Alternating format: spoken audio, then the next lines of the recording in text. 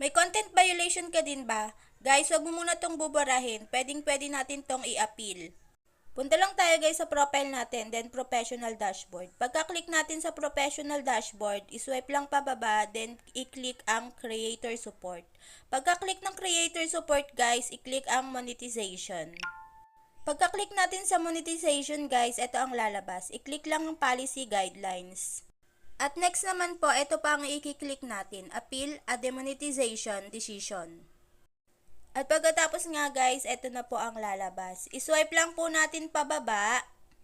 Pagkatapos po, makikita po natin tong for content violation, you can submit an appeal. Click this form guys, pagkatapos ay i-click din natin itong content. Ito na po ang lalabas. Ilalagay lang po natin sa page URL ay yung link ng ating Facebook or ng ating page. At sa video URL naman po, makikita po natin ang link doon